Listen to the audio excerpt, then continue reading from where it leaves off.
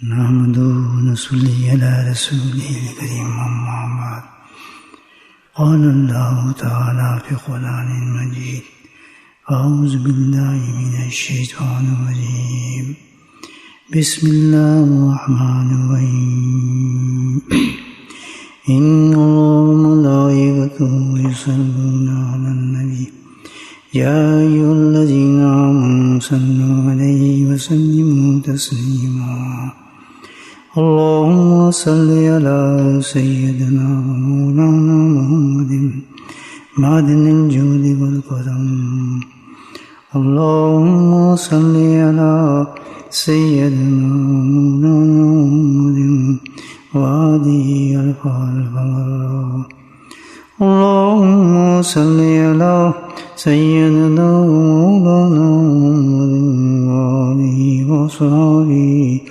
وبارك وسلم أما بعد درود پڑھیں.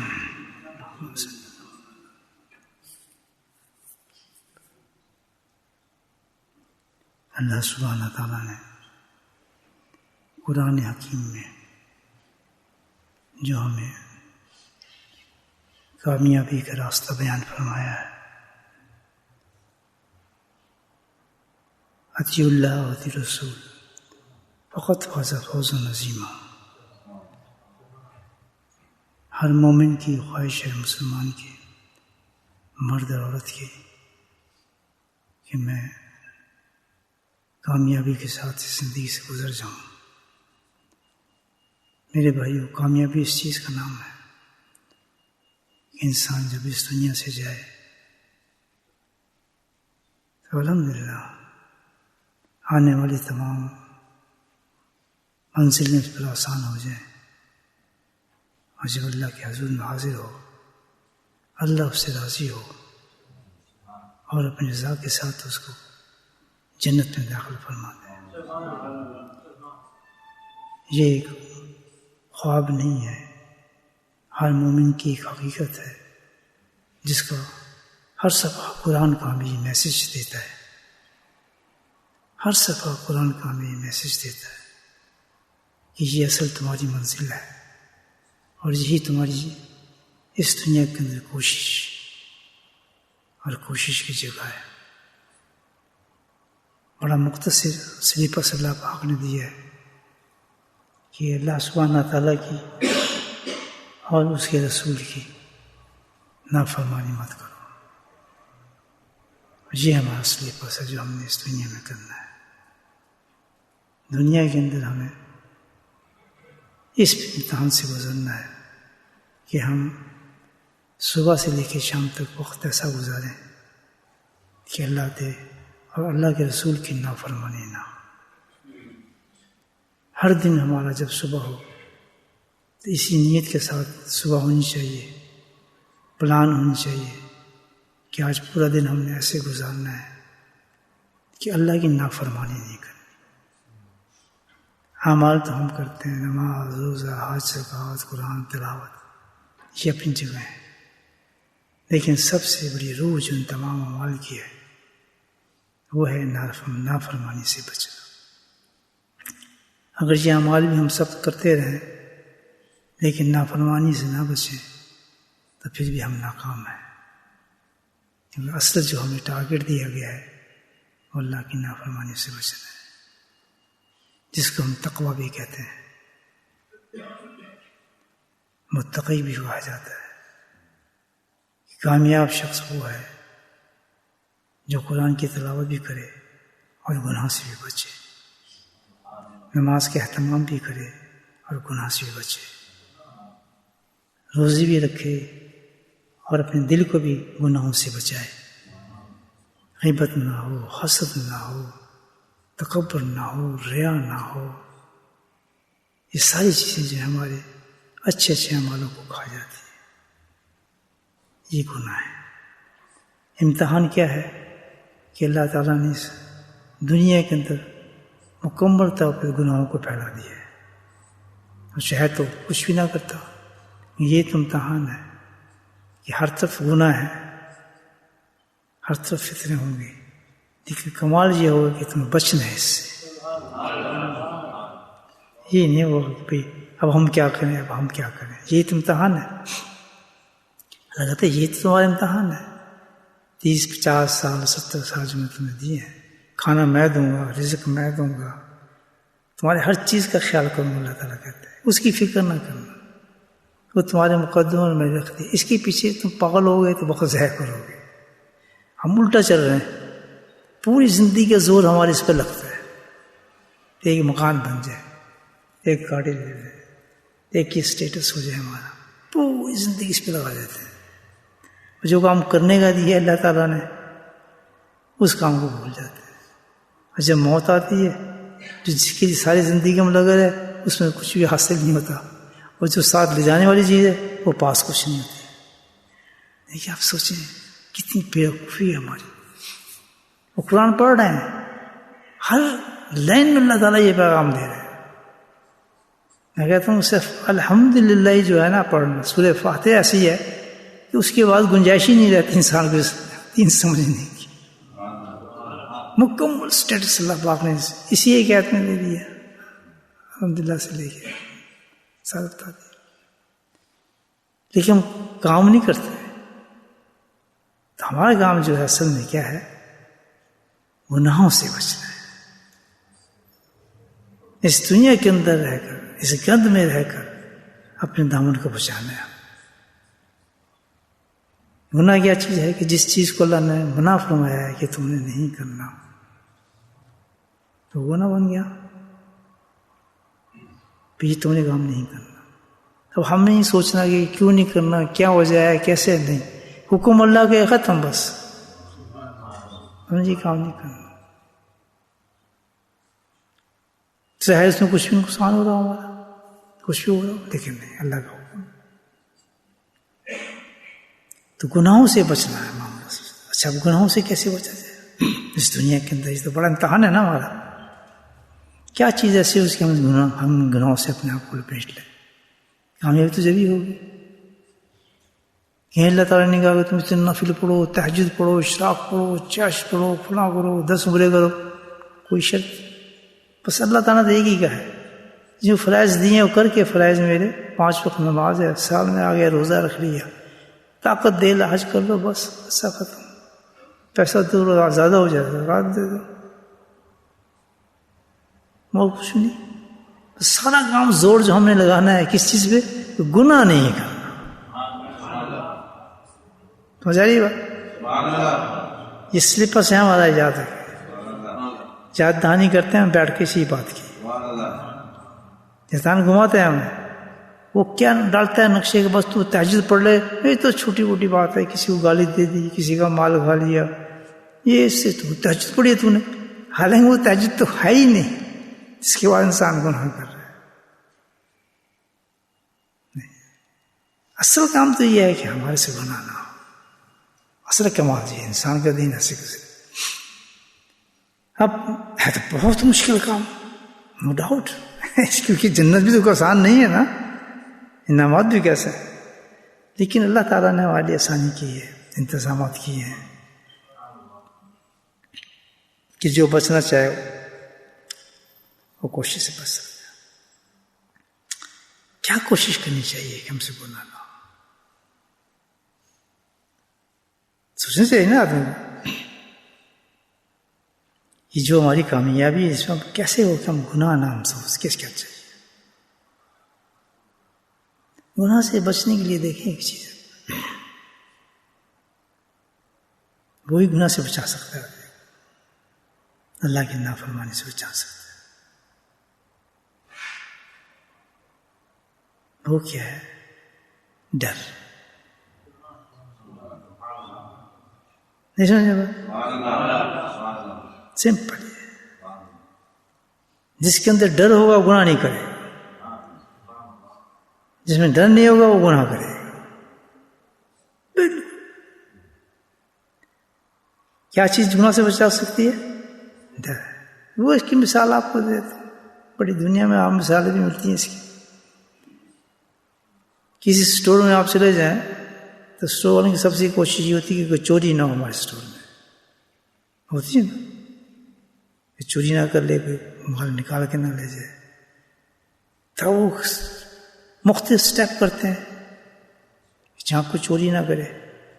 وہ کچھ سٹیپ کرتے ہیں ڈرانے کے کہ اس چیز سے ڈراؤ، اس چیز سے ڈراؤ کہ چوری نہ کرے آگے.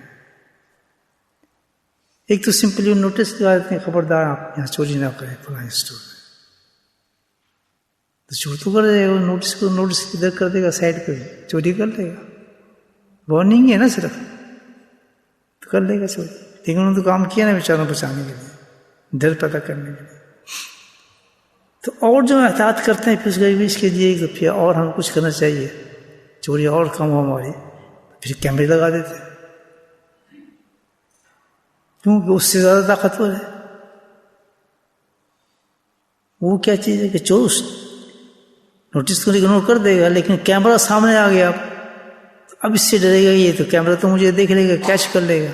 ڈر آ گیا نا اس میں زیادہ. جب زیادہ ڈر آیا تو چوری زیادہ احتیاط کرے گا. نہیں یہاں تو چوری نہ کرو، دوسرے اسٹور میں چلتے ہیں، یہاں تو کیمرے لگائے انہوں نے. اس سے بھی زیادہ پھر احتیاط چوری یہاں بھی ڈاج دے دیتے ہیں احتیاط کرنے کے لیے کہ اور ڈر پیدا ہو چور میں، نہ چوری کرے. بات ایک ہی ہے کہ صرف چوری سے بچنے کے لیے کیا کام کر رہے ہیں اسٹور؟ ڈر پیدا کر رہے ہیں. سمجھ رہی بات میں؟ کوئی چیز اور نہیں کیا انہوں نے، صرف وہ ڈر پیدا کر رہے ہیں. تو پتہ چلتا ہے ڈر ایک ایسی چیز ہے جو چور چوری نہیں کر سکتا. تو انہوں نے پھر اس سے زیادہ کام کیا کہ یار اس سے ایک اور کام کرتے ہیں، کیمرے کو ڈاج دے سکتا ہے، سیکورٹی چھوڑ دو یہاں. بولے سبحان اللہ. اب تو سامنے آ گیا سیکورٹی، ماشاء اللہ 6 فٹ کا آدمی ہے، کالا پیلا لمبا، اس نے تو ہاتھ میں سٹک بھی لی ہوئی ہے. اب چوری کرے گا چوری کیوں؟ اس کا کام ہی دیکھنا ہے صرف. تو اس یوں کرتا رہے گا، میں جاؤں مجھے بھی دیکھے گا، آپ کو بھی دیکھے گا، ادھر بھی دیکھے گا، تھیلے بھی دیکھے گا. کرے گا نہیں کرے گا؟ تو چور کی پھونک نکلے گی، چور کی نہیں نکلے گی. جو نوٹس سے زیادہ کیمرے سے ڈرا، کیمرے سے زیادہ کس چیز سے ڈرا؟ مشاہدے سے ڈرا. سامنے کھڑے اب تو میں کیسے چوری کروں؟ بات سمجھ آ رہی؟ تو اللہ حکم فرماتے ہیں کہ خبردار تو نے میری نافرمانی نہیں کرنی، چوری نہیں کرنی. ٹھیک ہے نا اللہ تعالیٰ؟ تو اللہ تعالیٰ نے نوٹس دے دیا، قرآن دے دیا. قرآن کو اگنور کر جاتے ہیں. کبھی تو پڑھنے کے لیے 15 سپارے 16 سپارے حفظ کر لیا، فلاں کر لیا، بچوں گناہ کر رہے ہیں، حالانکہ قرآن سے ڈر نکل گیا. ایسے ہو پھر اللہ سبحانہ تعالیٰ انبیاء بھی بھیجتے رہے ساتھ. کیمرے لگ گیا دوسرا، سامنے انبیاء ہیں، سمجھا رہے ہیں، بتا رہے ہیں انسان بنو، پھر بھی نہیں باز آتے. کتنے واقعات اللہ نے قرآن میں رکھے. ہم قرآن میں واقعات پڑھتے ہیں ان لوگوں کے، لیکن وہی گناہ جا کے پھر قرآن پڑھ کے وہی کام کر دیتے ہیں. وہی جھوٹ ہم بولیں گے، وہی غیبت ہم کریں گے، وہی فراڈ ہم کریں گے جس سے قرآن ابھی پڑھ کے آئے ہیں. ڈر نہیں ہے نا. بات سمجھ آ رہی ہے آپ؟ تو پھر بھی باز نہیں آتے، آپ گناہ کر رہے ہیں. تو اللہ نے اور کرم فرمایا ہے.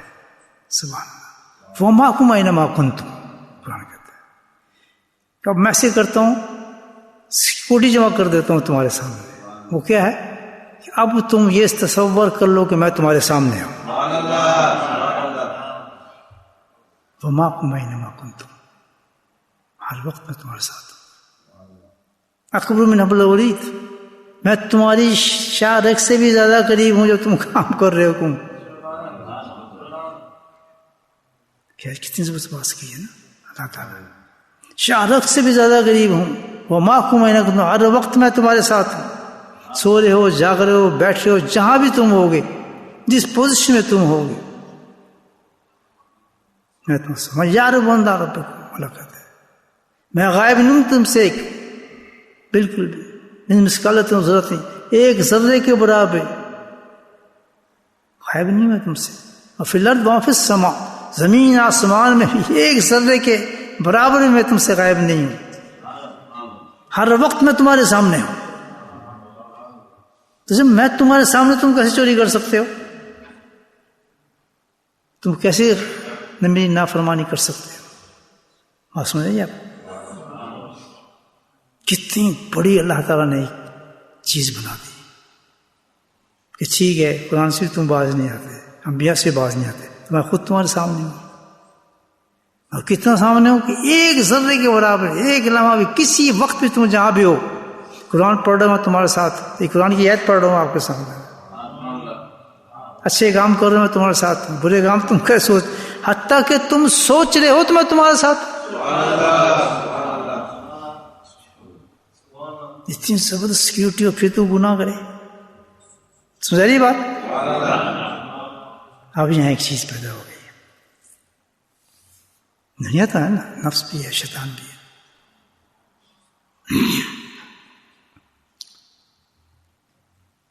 اب علم تو آ گیا ہمارے پاس، قرآن نے انفارمیشن دے دی کہ اللہ اس طرح تمہارے سامنے ہے. اس کو کیا کہتے ہیں؟ علم کہتے ہیں، جاننا کسی چیز کو. جان گئے ہیں، آپ بھی گئے، بالکل صحیح ہے. کیسے قرآن کا انکار کرے گا؟ اللہ تو میرے ساتھ ہے، اللہ میرے شہر کے قریب ہے، اللہ ذرے کے برابر ہر وقت میرے ساتھ ہے. مانیں گے، ہم تسلیم کریں گے. استحدار نہیں ہے. کیا چیز نہیں ہے؟ استحدار نہیں، یعنی سزا اس کو کہتے ہیں کہ وہ کیفیت، وہ حالت دل کے اندر موجود نہیں ہے. مان تو گئے ہیں، انکار تو کر ہی نہیں سکتے، لیکن دل کے اندر وہ چیز موجود نہیں ہے ہمارے کہ واقعی اللہ ہمارے ساتھ ہے. سمجھا رہی ہے بات؟ اب کمی پکڑی گئی. پتہ ہی چلتا ہے کہ کوئی بھی انسان، الحمدللہ، کوئی بھی مومن جو ہوگا وہ کبھی بھی گناہ نہیں کر سکے گا، وہ کر سکتا ہی نہیں اگر اس کی یہ کیفیت ہو جائے کہ رب مجھے دیکھ رہا ہے.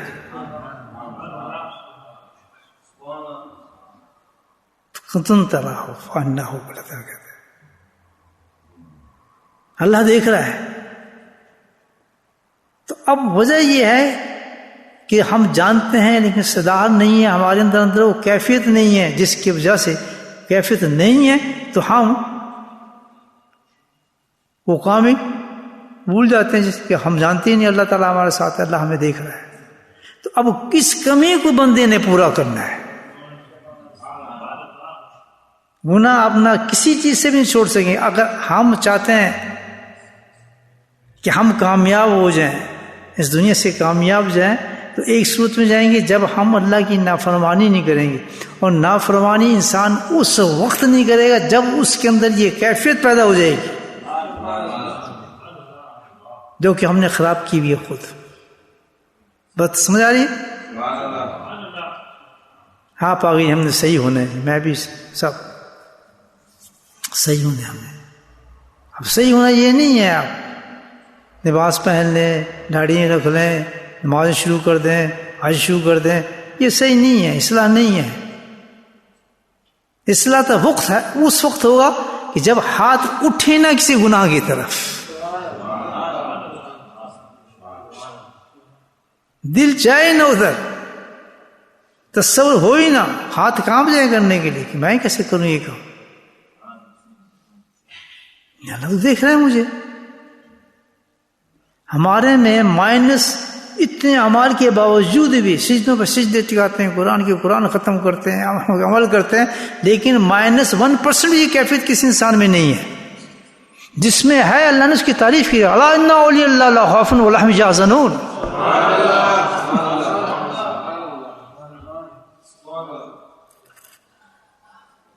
اگلی آیت میں تعریف کر دی اللہ نے. جو اس کیفیت کو پا جاتا ہے الحمدللہ، وہ سمجھ جاتا ہے یہ کیفیت میرے ختم ہوگی، اس کو میں ڈیولپ کروں، تو اللہ کہتا ہے میں اعلان کرتا ہوں یہی ہے میرا وہ دوست، میرا ولی ہے. اس کو انعام کیا ملا؟ لا خوف ولا هم يحزنون. سبحان اللہ. نہ دنیا میں خوف، نہ آخرت میں خوف اس کو. اب بتائیں یہ ہمارا ٹارگیٹ ہے زندگی کا، ہمیں سب کھانے پینے سونے اور ہگنے موتنے کے سوا کچھ پتہ ہی نہیں ہے. کتنا بڑی اللہ تعالیٰ نے ہمیں ایک ڈیوٹی دی ہے اس چیز کی. کیا شوق تو ہیں اولیاء اللہ بن جائیں، ہم نے پتہ نہیں اولیاء اللہ کے کیا درسے بنائے ہوئے ہیں. اتنے سجدے کر لو اولیاء بن جائے، اتنے ذکر وہ کر لو اولیاء بن جائے گا. ان سے نہیں بنتا اولیاء اللہ. جس جو طریقہ اللہ نے بتایا اولیاء اللہ اس سے بنتا ہے. اس سے بنو نا، اس پہ محنت کرو نا. کیا محنت کرنی ہے ہم نے؟ کہ ہماری یہ کیفیت اجاگر ہو جائے کہ اللہ ہمیں دیکھ رہا ہے. یہ کیفیت اجاگر ہو جائے. یہ سب سے اعلیٰ درجے کی کیفیت کہاں تھی؟ جب نبی ہم موجود تھے، خود تشریف رکھتے تھے. اس وقت یہ کیفیت تھی کہ کوئی صدیوں پرانا جاہل بدھو آدمی، عقل تمیز کچھ بھی نہیں، جیسے ہی اللہ کے نبی کی صحبت میں پہنچتا تھا 1 سیکنڈ کے اندر اس مقام پہ پہنچ جاتا تھا. اتنا اونچا مقام ہوتا تھا کہ تا قیامت تک اس کے برابر کوئی شخص پیدا ہی نہیں ہو سکتا، اس کی خاک تک کوئی نہیں جا سکتا. اس نے کوئی نمازیں نہیں پڑھی، کوئی حج نہیں کیے، زکوٰۃ نہیں کی. کیا ہوا کہ اندر کی اس مقام صفائی پہ اللہ نے پہنچا دی اس کو صفائی کے ساتھ، کہ اب وہ جیسے ہی پہنچا نبی وہ عکس تھا. کیونکہ نبی مظہر کمپلیٹ مظہر تسجیلیات ربانی ہیں آپ کی ذات. اللہ سبحانہ ساری صفات کی جو تجلیات وہ کس میں ہے؟ نبی پاک کے اندر موجود ہے. مظہر ہے آپ اس کے کمپلیٹ جامع، ہر صفت نبیوں کے مظہر ہے آپ. تو جیسے ہی وہ اترتا اور چھاپ پڑتی نبی پاک کے اس پر، تو وہ تو اپنے سے بدل جاتا تھا. اس کی تو آیا کہاں ہے، بیٹھا کس کے سامنے. تو وہ جیسے اس پہ رنگ اسی وقت سیکنڈ کے اندر ہی وہ انسان بن جاتا تھا کائنات میں قیامت تک وہ جیسا رضی اللہ عنہ ہو گیا ہو تو ختم. اور آپ سوچیں آج کا مسلمان گانے نکالتا صحابہ کو، صحابیہ کو، اہل بیت کو طنز کرتے ہیں. عمر پہ، حضرت پہ، طلحہ پہ، زبیر پہ اندازہ لگے، عائشہ بیوی پر. اور پکے مسلمان کہتے ہیں وہ مارتے بھی رہتے ہیں اپنے آپ کو، یہ سزا کم ہے. کہتے ہیں مسلمان. صحابہ کی جماعت ایک ایسی جماعت ہے کہ جس کے بارے میں ہم سوچ نہیں سکتے، کیونکہ جس کے بارے میں اللہ نے قرآنوں میں تعریف فرما دی، ان کی صفات کی، ان کے سجدوں کی، ان کے چہروں کی، ان کی عبادات کی اللہ نے تعریفیں فرمائیں. کیوں؟ کہ وہ صحبت یافتہ نبی پاک سن تھے. کمال ان میں کچھ نہیں تھا، وہ تو پروٹیکشن دے دی اللہ تعالیٰ. کیونکہ میرے نبی کے سامنے بیٹھ گیا تو میں پروٹیکشن دیتا ہوں اپنے حبیب کی وجہ سے. کبھی جیسا انسان ہی کوئی نہیں ہو سکتا، پوتر انسان نہیں ہو. کسی صحابہ کے اوپر نعوذ باللہ طنز بکواس بازی کرنے کیا ہے؟ آپ سرکار کی صحبت کے بارے میں طنز کر رہے ہیں کہ آپ کی صحبت میں کمی تھی. ادھر اللہ کہہ رہا ہے کہ میں نے مرتبہ اس لیے دے دیا کہ میں نے اپنے نبی کی صحبت کا اتنا تقدس تھا، اتنی بلندی تھی کہ گوارا ہی نہیں اللہ کو کہ کوئی انسان اس کے سامنے جائے اور پھر ایسا ہے کہ اس پہ کوئی طنز کر سکے آدمی. یہ بات سمجھ رہے ہیں آپ؟ تو یہ اب کیا ہوا کہ یہ جو مقام ملتا ہے انسان کو، عام انسان دیکھیں حضرت عمر رضی اللہ عنہ سفر کر رہے ہیں، شاید پہلی واقعہ بتایا تے گڈریا، یہ بھیڑ چرانے والے تھے، پیٹ بکری چرانے والے، تو وہاں سے گزرے تھے، امیر میں تھے، اس کو نہیں پتا کون ہے کون نہیں. تو انہوں نے کہا یار یہ تمہاری بکری ہے؟ کہتا ہاں جی ہے. کہتے ہیں مجھے پیاس لگی، دودھ پی سکتا ہوں اس کو؟ کہتے ہیں پی سکتے. کہتے ہیں ایسے کرتے ہیں بھی تم یہ کرو کہ مجھے دے دو یہ بکری، میں تمہیں پیسے دے دیتا ہوں، تو میں اس کو دودھ بھی پیوں گا، میں کھا بھی جاؤں گا. تو اس نے میری نہیں ہے یہ، اس کا مالک ہے کوئی. وہ کون کہہ رہے ہیں؟ گڈریا کہہ رہے ہیں، آزما رہے ہیں اس کو. کہتے ہیں کون دیکھ رہا تیرا مالک بیٹھا ہے، بغیر تم صرف اتنی کہہ رہے ہیں کہ بھیڑیا کھا گیا، پیسے جیب میں اگر مٹھی پکڑ تو اپنا کام بنا. سبحان اللہ. اب وہ کہہ رہے ہیں دیکھیں اس زمانے کی بہاریں دیکھیں. کہتا ہے تیرا مجھے پتہ نہیں تو کون ہے. فائن اللہ کدھر گیا پھر؟ میرا مالک تو نہیں ہے تو اللہ کدھر ہے؟ آج کے تو تہجد گزار دوں گا، ایمان نہیں ہے تو وہ گٹری ہے. سمجھا رہی بات؟ تو اصل چیز یہ ہے کہ ہماری جو ہے کامیابی کس میں؟ گناہ کے بچنے میں ہے. اور گناہ سے بچنا چاہتے ہو تو اس کیفیت کو اجاگر کرو کہ اللہ مجھے دیکھ رہا ہے. فَإِن تَكُنْ نَرَى کہ اللہ مجھے دیکھ رہا ہے. اس کیفیت کو اجاگر کرو اللہ تعالیٰ کا. اس پہ محنت کرو. کیسے محنت کی جائے اس پر؟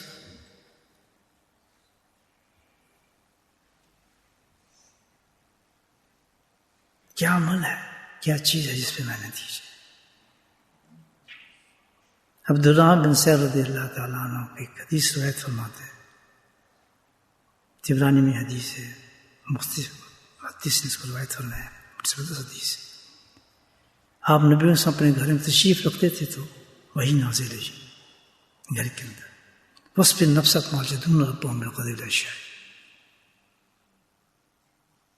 یہ میرے حبیب وصف نفس کا مال جدون ربهم بالقدر. آپ تشریف لے جائیے اور ان لوگوں کے ساتھ تشریف فرما ہوئی ہے، پابند رکھیے، تشریف رکھیے آپ ان کے ساتھ. وصف نفس کا مال جدون، کون لوگ؟ جدون ربهم، جو اللہ کا ذکر کرتے ہیں بالغدی العشی، صبح شام جو بیٹھ کے اللہ کا ذکر کرتے ہیں. آپ جائیے ان کے ساتھ تشریف رکھیے، پابند رکھیے اپنے آپ کو اس کے ساتھ.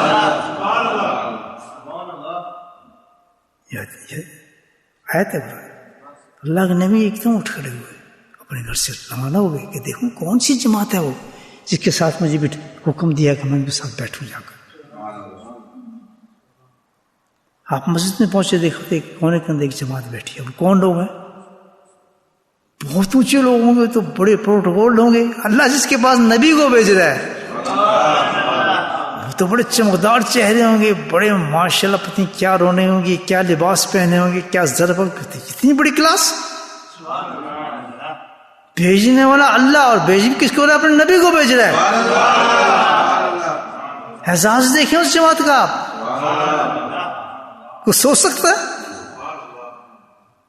پوری کائنات ایک طرف انسان کھڑے ہو جائیں، وہ انسان جس کے لیے اللہ بھیجنے والا نبی کو بھیجنا. حالانکہ ان لوگوں کو کہنا چاہیے جاؤ نبی کے پاس. نبی پر تشریف لے دیکھا کون لوگ ہوں گے، دیکھا تو قسم نظر نہیں آیا. ایک کونے کے اندر دیکھا سائڈ پر کچھ لوگ بیٹھے ہیں. آپ نے دیکھا، پھر اس کا حلیہ بتایا جا رہا حدیث میں. کیا لوگ ہیں؟ بال بکھرے ہوئے ہیں، سبحان اللہ، الجھے ہے بال بکھرے ہوئے، جسم پہ کوئی کرتا نہیں، جلد سخت، سکن سخت، کھایا پیا کچھ بھی نہیں، پانی کچھ نہیں، گرمی، اور صرف ستر کو ڈھکا ہے ایک تہمت شریف، صرف تہمت پہنا. آپ تشریف لے گئے، بیٹھے، کچھ جماعت کو دیکھا، اور دیکھنے کے بعد پھر اللہ کی حمد کی کہ الحمدللہ اللہ تعالیٰ تیرا لاکھ لاکھ شکر ہے کہ میری امت میں تو نے ایسے انسان پیدا کر دیے جن کے پاس تو نے مجھے بیٹھنے کا حکم دیا. سمجھ آ رہی ہے بات؟ تو کیا یہ جماعت رک گئی ہے؟ یہ تو قیامت تک جماعت چلنے والی ہے. بات سمجھ آ رہی ہے؟ کیا فعل کہ صبح اور شام کی پابندی کرتے ہیں اللہ کے ذکر کی. گرمی ہو، سردی ہو، طوفان ہو، یہ نہیں کہ 4 بجے نماز 2 بجے آئیں گے تو نہیں جی لمبی راتیں ہوں گی، نہیں، ان کے لیے کچھ بھی نہیں ہے. ان کے لیے ایک سحر چاہیے، اس سحر پہ بیٹھ کے اللہ کو یاد کرنا ہے. انہیں شام چاہیے جہاں بیٹھ کے اللہ کو یاد کرنا. انعام قرآن میں بتایا ہے. سمجھ آ رہے ہیں عمل آپ کو؟ کوئی بات، کون سی بات بتائیے کہ صرف یذکرون ربهم بالغدو، بس اللہ کو یاد کرتے ہیں، اللہ کا ذکر میں مست ہیں اپنے. ان کو دنیا کی کسی چیز کی خبر نہیں ہے. حال ان کا یہ بنا دیا اللہ تعالیٰ نے. وہ جو تیرے فقیر ہوتے ہیں، آدمی بے نظیر ہوتے ہیں، لاجواب، نہ ان کو کپڑوں کی فکر، نہ اپنے دنیا کی فکر، نہ مال کی فکر، نہ دولت کی فکر، نہ کمانے کی فکر، نہ جانے کی فکر. آج ذکر نہیں کروں گا تو یار کام کیسے کروں گا، فلاں، کچھ پتہ نہیں، مست ہے اللہ کے ذکر کے اندر. سبحان اللہ. 1 سال نہیں، 2 سال، پوری زندگی ایسے گزار دیتے. اچھا ان کو ثواب کو بھی نہیں پتہ ہوتا. سبحان اللہ. وہ اللہ کو یاد کرتے ہیں، اللہ کی محبت میں یاد کرتے ہیں، وہ لینا دینا نہیں ہے، ترازو نہیں توڑتے. آج اتنا ثواب مل گیا، آج ہمیں یہ چیز نہیں ملی، اللہ کو ذکر کیا تو آج ہی مصیبت آ گئی، آج ہی فلاں ہو گیا، شاید وہ ہمارا کام وہ نہیں ہو رہا، فلاں چیز نہیں ہو رہی. نہیں، مصیبتیں آتی ہیں، چمڑے سخت ہوئے ہیں، بال بکھرے ہوئے ہیں، لباس موجود نہیں ہے، کھانے کو کچھ نہیں ہے، یہ تو اللہ کی محبت میں اللہ کو یاد کرتے. ترازو لے کے نہیں بیٹھتے. ہم تو ذکر کرنے والے ہیں، ہمارا یہ نام کیوں نہیں، ہم تو ذکر کرنے والے فلاں کیوں نہیں، ہماری عزت کیوں نہیں ہے، ہم مشہور کیوں نہیں ہے، ہمارے پہ القاب کیوں نہیں لگے ہوئے، ہماری عزت کیوں نہیں. ان کو چیزیں غائب نہیں، ان کے ساتھ جو اللہ کا نام مل گیا سب سے بڑی دولت مل گئی. اٹھتے نہیں ہاتھ پھر اس دعا کے بعد. ہمیں کیا ضرورت ہے کسی سے مانگنے کی، کسی سے لینے کی؟ وہ تو کہتے ہیں جو تو دیتا ہے دیتا ہے، نہیں دیتا نہ دے، کھلا نہ کھلا. یہ ہے فلانا محبت اللہ کا ذکر. جب انسان اس طرح سے اللہ کو یاد کرتا ہے تو اللہ کہتا ہے پھر میں یہ انعام اس کو دیتا ہوں. کیا؟ واہ تکم ترحمتا. پھر یہ انعام ہوتا ہے تو وہ پھر انعام یہ ہوتا ہے کہ وہ دیکھ رہے ہوتے ہیں کہ اللہ ان کو دیکھ رہا ہے، پھر اس کیفیت میں پورے اتر جاتے ہیں، پھر وہ گناہ نہیں کرتے. پھر ان کی زندگی کا محور ایک ہی ہوتا ہے اپنے رب کو راضی کرنا. سمجھ آئیں گے؟ گناہ سے بچنے کے راستے سمجھ آ گیا. اب کامیابی جو قرآن نے بتائی ہے کیا ہے؟ ایک ہی چیز میں کامیابی ہے، گناہوں سے بچنا ہے. کثرت عبادت نہیں کہا، اتنے تراویح پڑھنا ہی نہیں، بے شک تھوڑی عبادت کرو جو میں تمہیں دی ہے. اس کے بعد کام جو سب سے زیادہ کرنا ہے، نہ دل میں کوئی گناہ ہو، نہ خیال میں کوئی گناہ ہو، نہ ذہن میں کوئی گناہ ہو، بالکل. اور یہ اس وقت نکل سکتا ہے جب کہ وہ اپنے اللہ کو اپنے سامنے دیکھتا ہے، نہ کبھی نہیں نکلے گا. اندھیرے روزانہ جوڑ مارتا رہتا ہے آدمی، گناہ کرتا رہتا ہے، اور شیطان بھڑکاتا ہے، تم نے تو ابھی اتنی تم نے وہ کام کیا ہے، تم نے اتنا وہ کام کیا ہے، اتنا وہ کام کیا ہے، ٹکے گا فائدہ نہیں اس کام کو. کھانا وہ بتاتا ہے فائدہ اس وقت ہوگا تو اللہ کے گناہ سے انسان بچتا ہے. اور یہ ہر قدم پہ گناہ ہے. خیال گناہ دیتا ہے آدمی، آپ کو لڑوائے گا، خیال دے گا، اس نے تجھے یہ کہا تو ایسے کہہ دینا، فلاں یہ کہہ دینا. اچھا آدمی جو ظاہر گناہ نہیں کر رہا، اندر سے گناہ کر رہا ہوتا ہے، خیالات آ رہے ہوتے ہیں. اس کا آپ بڑے بہرا کہ ایک نقطہ بتاتا ہوں آپ کو، بہت چھوٹا سا، اس کو پکا کرنے دیکھیں کیسے کام بن جائے گا. اس چھوٹا سا نقطہ ہے صوفیوں والا، میں آپ کو بتا رہا ہوں، بہت بڑی کام کی چیز ہے یہ.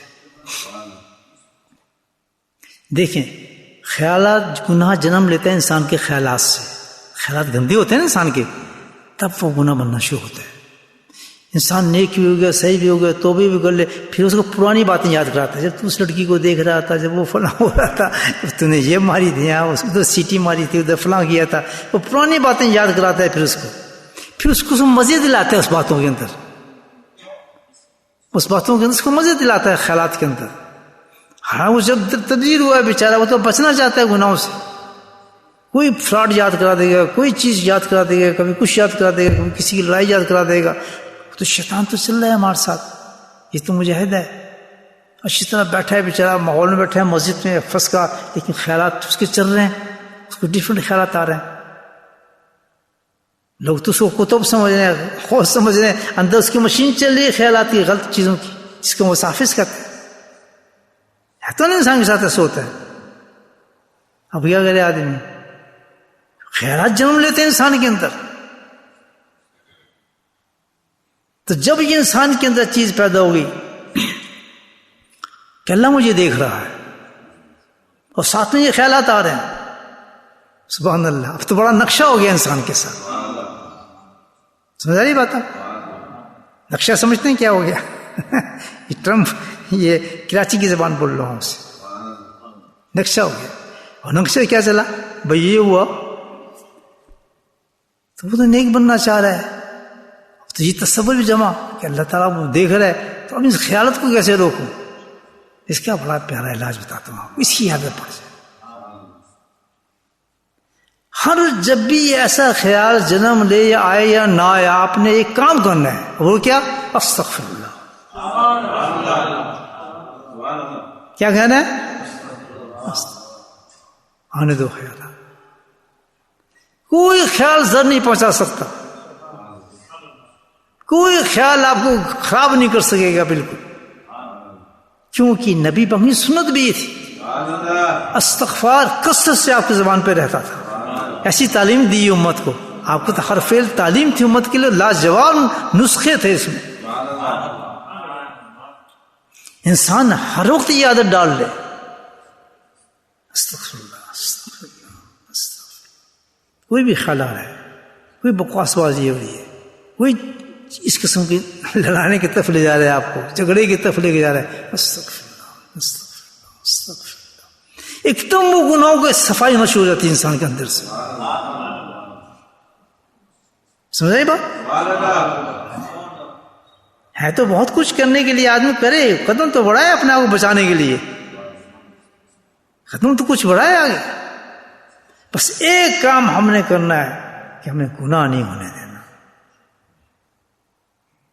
تو جس وقت انسان ذکر کرتا ہے, اب یہ اتنی بڑی جو اللہ تعالیٰ نے نام دیا اور یہ پوری آیت ہوتی ہے, یہ وصف نفس کا مال رزینہ جو دو رب, یہ طریقہ بتا دیا, علاج ہے کہ اللہ کو اپنے سامنے دیکھنا چاہتے ہو تو اس چیز کو اختیار کرو,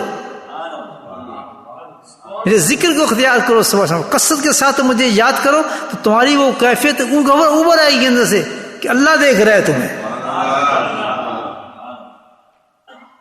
یہی تو وجہ ہے کہ جب انسان اپنا اصلاح کرنے کے لیے کسی اللہ والے کے پاس جاتا ہے تو اللہ والے اس کو اسی وقت اسی لائن کے اندر ڈالتے ہیں, اسی لائن سے ابتدا ہوتی ہے اللہ کے ذکر کے ساتھ. وہ ثواب کے لیے ذکر نہیں کراتے ہیں, یاد رکھنا ایک بات میں آپ کو بتا دوں, ثواب کے لیے تو بہت اعمال ہیں, بہت اعمال ہیں. ثواب کے لیے عمل نہیں ہوتا ہے, بلکہ کس چیز کی ہوتا ہے, یہ علاج کے طور پر ذکر کیا جاتا ہے کہ انسان کے اندر جو چیز دب گئی ہے کہ اللہ مجھے دیکھ رہا ہے, اس کو زندہ کرنا ہوتا ہے. تو اس کے لیے ذکر کی کثرت کرائی جاتی ہے, اور ذکر کی سٹیجز ہوتی ہیں. جب آدمی جا کے وہ ذکر شروع کر دیتا ہے, یہ وہی لوگ کرتے ہیں جنہیں اپنے آخرت سنوارنی ہوتی ہے. Must be very serious for that. واقعی ہمارا پلاٹ ہے کہ ہم نے بچنا ہے آخرت میں, تو تب وہ لوگ اٹھتے ہیں. مجھے کیا ضرورت تھی میں کسی اللہ والے کے پاس جاتا, تو نماز بھی پڑھتا تھا, مدینے میں جاتا تھا, عمرے بھی کرتا تھا, حج بھی کرتا تھا, سب کچھ کرتا تھا. کیا وجہ تھی؟ سب کچھ تھا لیکن یہ کیفیت نہیں تھی, کیفیت نہیں تھی. اور یہ کیفیت سوائے اللہ والے کی صحبت کے کہیں مل ہی نہیں سکتی. وہ ذکر تو کر رہے تھے صحابہ, کر رہے تھے نہیں کر رہے تھے, لیکن صحبت کی کمی تھی وہاں بھی. اب نقطہ بتا رہا ہوں بہت زبردست, بات سمجھ آ رہی ہے؟ عمل بہت درجہ ہے کہ تو قیامت تک چلنی تھی نا چیزیں, تو اللہ نے کہا کام تو صحیح کر رہے ہیں صحابی, میری یادیں مٹ چکے ہیں, لیکن ایک چیز کی کمی ہے, صحبت نہیں ہے شیخ کی ان کے پاس. سمجھ آ رہی ہے بات میری؟ تو پھر آپ نے, کیونکہ بڑے بڑے بلند کام وہ کر رہے تھے جس کے بعد تو پوری امت نے سنورنا تھا. تبھی اللہ کے نبی نے جو بات کی, امت کی بات کی اس حدیث میں کہ میری امت میں ایسے لوگ پیدا ہو گئے ہیں. سبحان اللہ. اسی بھی کہتے ہیں کہ میرے صحابہ میں سے لوگ پیدا ہو گئے, امت کہاں سے آ گئی؟ یہ نقطے سمجھا رہا ہوں آپ کو. کہ میرے صحابہ میں سے لوگ پیدا ہو گئے ماشاء اللہ. ابو بکر عمر نہیں, امت کی طرف کام کیا ہے کہ آج تک نہیں, قیامت تک ایسے اللہ والے پیدا ہوں گے جو ہر مقام پہ جا کر گناہوں کی اٹی ہوئی زمین ہوگی, لیکن ایک اللہ والا اس انسان کو وہاں بھیجے گا, رونقیں لگا دے گا ذکر. آپ کو سامنے ہے مثال ہے, آپ کے سامنے مثال ہے. آج سے 60-70 پہلے یہاں کیا تھا؟ کچھ بھی نہیں تھا, پتہ ہی نہیں تھا کہ ذکر. آج کے بعد کیا ہے, 5-6 جگہوں پہ خانقاہیں ہیں, صرف ذکر ہوتا ہے. وہ خانقاہیں ہیں, نہ مدرسے ہیں, نہ تعلیم, کچھ نہیں. اللہ کے ذکر کے اڈے بن گئے اس جگہ پہ. بتایا کیوں؟ کہ وہ اللہ والا بیٹھا ہے, اس نے ایک سو, تو اللہ نے کہا آدمی تو ہے بیٹھے کام کر رہے ہیں, لیکن ایسے خالی ذکر سے تو کام نہیں چلے گا جب تک صحبت نہ ہوگی کسی انسان کی. تو اسی لیے جب انسان یہ نہیں کہ ذکر آپ کہیں نا بھائی ذکر کسی اللہ کے پاس ذکر سیکھیں، جی ہمیں آتا ہے ذکر تو ہمیں تسبیح آتی ہے، ہم یہ اتنی تسبیح کر لیتے ہیں، یہ کر لو فلاں کر لو، بالکل صحیح ہے، صحابی وہی تسبیح کر رہے تھے نا. بات سمجھ آ رہی ہے آپ کو؟ کمپلیٹ کورس جب ہوگا جب کسی اللہ والے کے پاس جائیں گے، جب وہ اپنی صحبت سے آپ کو ذکر دے گا، وہ نور نور ہو جائے گا. تو صحابیوں کا کام نہ بنتا، ذکر نہ چلتا، کیا کہ صحبت شیخ آئی جسے رنگ ڈال دیا. وہ کیا ہوا کہ جب نبی پاک تشریف لائے، جب وہ ذکر کر رہے تھے تو صحبت شیخ سے کیا ہوا کہ توجہ شروع ہوگی ان پر. جب وہ توجہ قلب پہ شروع ہوتی ہے، توجہ پڑتی ہے شیخ کی، نظر پڑتی ہے، تو پھر وہ کیفیت جاگتی ہے کہ اللہ تعالیٰ ہمیں دیکھ رہا ہے. خالی ذکر سے نہیں ہوتا ہے. بات سمجھ آ رہی ہے آپ؟ خالی ذکر سے نہیں ہوتا. جس وقت انسان، آپ یہاں بیٹھیں گے مجمع میں، اب یہ ایک اور بھی اس میں نقطہ آپ کو بتا دوں. جو اللہ تعالیٰ جب نبی پاک سم کو تشریف لے گئے، اس وقت ایک آدمی نہیں ذکر کر رہا تھا، 2 آدمی نہیں کر رہے تھے، بلکہ کیا تھا، مجموعے کی طرف بھیجا تھا. تو مجموعہ بھی ہو اور شیخ موجود ہو، پھر اللہ کا ذکر ہو، تو پھر توجہ ہی شیخ چلتی ہے اس کی. ذکر منفلت ہوتا ہے، اس کے اثرات ڈفرینٹ ہوتے ہیں، اس کی کیفیت ڈفرینٹ ہوتی ہیں. ہاں وہاں جا کے دل کھلتے ہیں جہاں انسان کی کیفیت بنتی ہے کہ اللہ مجھے دیکھ رہا ہے. سمجھا گئی بات؟ تو یہ کتنی سخت محنت کی ضرورت. اب کیا ہے، ہمارا عقل کیا بتاتی ہے کہ اگر ہم نے کامیاب ہونا ہے تو گناہوں سے بچنا ہے، اور گناہوں سے بچنے کا طریقہ جو بتایا وہی ہے دوستو. جاؤ کسی دامن شیخ پکڑو، اللہ والے کے پاس جاؤ، اس کی صحبت میں بیٹھو، اس سے ذکر سیکھو جو بتایا آپ کو، پھر اس کی صحبت میں ذکر کرو، اور نیت ایک ہی رکھو. ثواب صبح چھوڑ دیں، نیت ایک ہی رکھو، کیا کہ میری اللہ تعالیٰ وہ کیفیت بڑھا دے کہ تو مجھے دیکھ رہا ہے. بس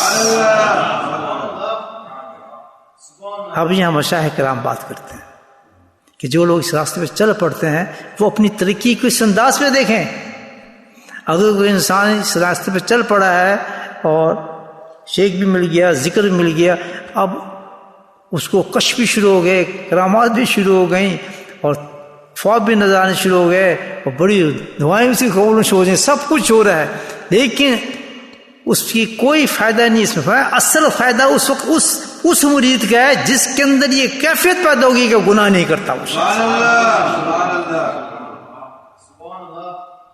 جس مرید کا دل کانپ جاتا ہے گناہ سے، تڑپ جاتا ہے، گناہ کی طرف بڑھتا نہیں ہے، بھوکا مر جائے گا، آرام نہیں کھائے گا، ذلیل ہو جائے گا، آنکھ نہیں اٹھائے گا،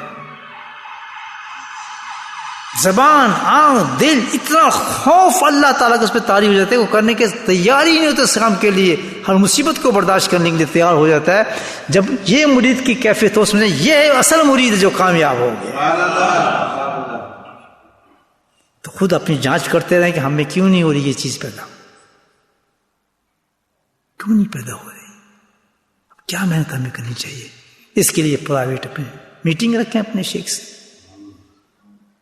کوشش کریں، محنت کریں، سفر کریں، مجاہدہ کریں. کمی شیخ میں نہیں ہے، کمی مرید میں ہوتی ہے، یاد رکھنا. وہ تو توجہ پوری دے رہے ہیں، وہ تو ہر چیز ذکر دے رہے ہیں، مراقبات وہی ہو رہے ہیں، لیکن کیا ہے کہ اپنی کمی انسان اس میں وہ اس چیز کو ریسیو صحیح نہیں کر رہا، یا کہیں اس میں ڈنڈی مار رہا ہے، جس وجہ سے اس کے لیے پھر اپنی کمی کو محسوس کرے. اس پہ مکتفا نہ کر لیں کہ جی میں نے تو، ہمیں تو خواب نظر آ گئے، ہمیں تو یہ چیزیں نظر آتی ہیں، ہمیں تو فلاں چیز بھی ہوتا ہے، کہ ہمیں تو بہت کیفیت بن گئی ہیں، اور جسم کانپنے لگتا ہے اور ہاتھ ہلنے لگتے ہیں، اور جسم کوئی تعلق نہیں ہے اس سے، صرف ایک تعلق ہے، اطیع اللہ و اطیع رسول. کتنا ہوا تیرا سنت سے پتا کہ اتنی محبت ہوئی ہے تجھے، اور سنت پہ عمل کرنے سے خوشی کتنی ہوتی ہے تجھے. سمجھا رہی بات؟ اور کسی چیز میں عبادت کا مزہ نہیں ہے، وہ سب رونق ہیں. اصل مزہ جو اللہ نے بتایا وہی اطیع اللہ و اطیع رسول، فقط فاز فوزا عظیما. کامیاب صرف وہ شخص ہے جو اللہ کی اطاعت، اللہ کے رسول کی اطاعت میں مست ہو جائے. اپنی کیفیات کو پہچانے، ورنہ وہ مرید بھی ناکام ہی جا رہا ہے. یاد رکھیں، صرف شیخ کی صحبت میں بیٹھ جانا، ذکر کر لینا اور جناب بہت معاملات کر لینا اور رونوں کے سینے میں لگ جانا، یہ کامیابی نہیں ہے. مرید وہ کامیاب ہے تو کسی شیخ کے پاس جانے کے بعد، اس کی صحبت میں بیٹھنے کے بعد گناہ نہ کرے.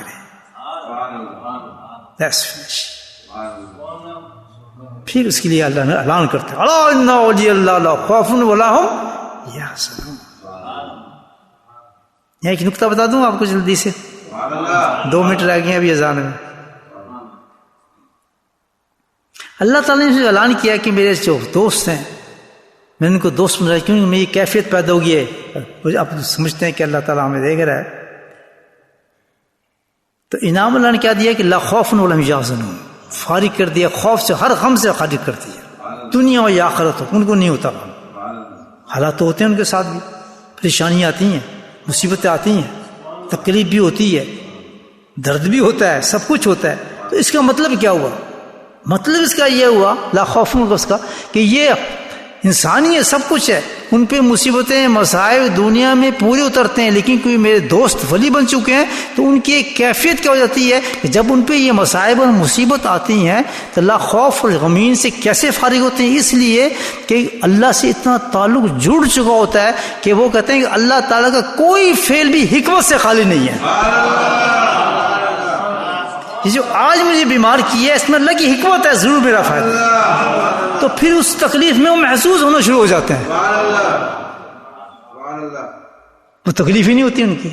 لا خوف یحزنون، کہتے ہیں یہ تو اچھی بات ہوئی، میری چیز چلے گئی، بہت اچھا ہے، اس مجھے فائدہ کچھ ہی ہوگا.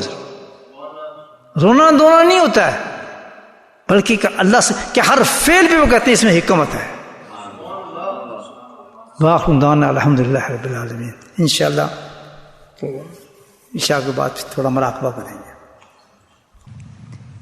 بسم اللہ الرحمن الرحیم، الحمدللہ رب العالمین، والصلاة والسلام علی سید المرسلین، شفیع المذنبین، طه یاسین الحبیب الامین.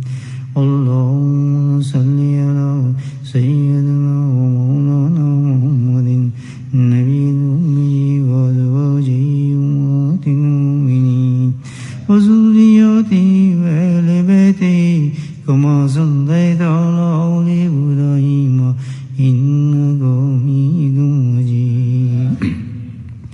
اللهم اغفر لنا ذنوبنا وظلمنا وهزلنا وجدنا وخطأنا وحمدنا كل ذلك عندنا. اللهم ربنا آتنا في الدنيا حسنة وفي الآخرة حسنة وقنا عذاب النار وقنا عذاب القبر وقنا عذاب الحشر وقنا عذاب الميزان وادخلنا جنة مع الأبرار يا عزيز يا غفار يا رب العالمين يا رب العالمين يا رب العالمين. ربنا ظلمنا أنفسنا وإن لم تغفر لنا وترحمنا لنكونن من الخاسرين. ربنا لا تزغ قلوبنا بعد إذ هديتنا وهب لنا من لدنك رحمة إنك أنت الوهاب.